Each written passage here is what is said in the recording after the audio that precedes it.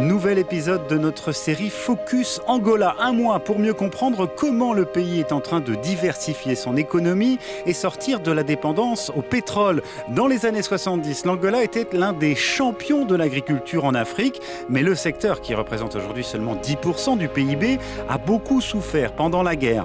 Depuis 15 ans, il est en train de redémarrer, une nécessité absolue quand on sait que l'Angola importe 80% de ses biens de consommation.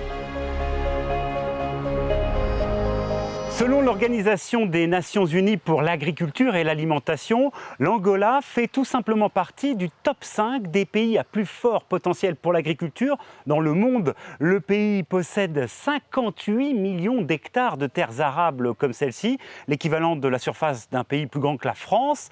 Mais le problème, c'est qu'aujourd'hui, plus de 10% à peine de ces terres sont exploitées. Cela est dû notamment au très faible taux d'irrigation du pays. Nous sommes dans la plus grande ferme du pays. Elle est située à 1400 mètres d'altitude sur les hauts plateaux de la province du Kwanza Sud. Le domaine est gigantesque, 10 000 hectares, seul un tiers est exploité pour l'instant, mais on produit déjà ici 50 espèces différentes pour un chiffre d'affaires annuel de 5 millions de dollars. Les grands exploitants privés comme celui-ci représentent environ 15% des producteurs en Angola, mais ils exploitent près de la moitié des terres cultivées du pays.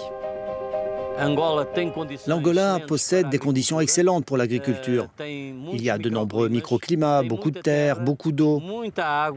Il y a les meilleures conditions au monde pour l'agriculture. Notre grand problème aujourd'hui, c'est la main-d'œuvre.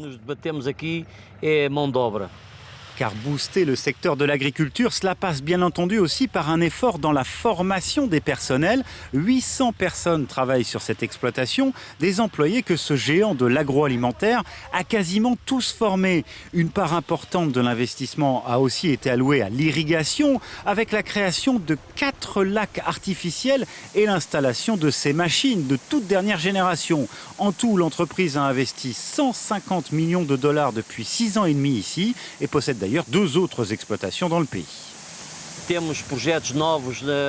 On a de nouveaux projets pour d'autres types de production.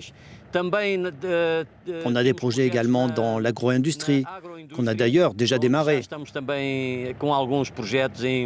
Et dans les 3 prochaines années, nous allons à nouveau investir plus de 150 millions de dollars.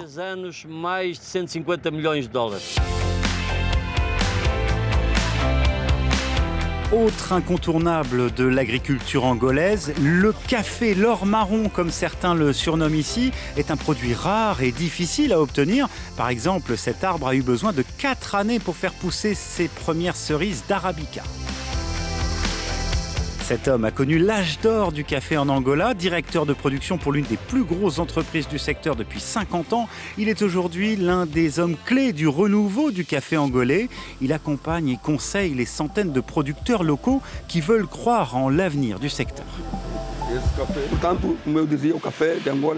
Le café d'Angola est l'un de ceux qui possèdent les meilleures qualités. Mais en termes de production, on est vraiment très très bas. On était un des 4 plus gros producteurs au monde en 1973, mais aujourd'hui on est vraiment très très bas. Cela dit, la tendance est de parier sur la production de café. Depuis quelques années, la stratégie gouvernementale est claire, il faut relancer la production. L'objectif est de faire du café angolais un produit compétitif, condition sine qua non pour qu'il retrouve sa place sur le marché international. Ce qui va naturellement devoir passer par de nouveaux investissements et par une modernisation de la production. Production qui est aujourd'hui de 12 000 tonnes par an, presque 20 fois moins que dans les années 70. Le potentiel existe, ce n'est pas une utopie. On a été capable de produire 200 000 tonnes par an. Les sols et le climat sont propices à la production. Ce que l'on veut, c'est développer ce potentiel de croissance pour booster le business de l'agriculture et de l'industrie de transformation, et aussi développer les exportations. Et c'est plutôt bien parti, le chiffre d'affaires devrait augmenter de 20% cette année, de bonnes perspectives économiques qui devraient aussi permettre de garantir au pays une croissance durable et qui profite à tous.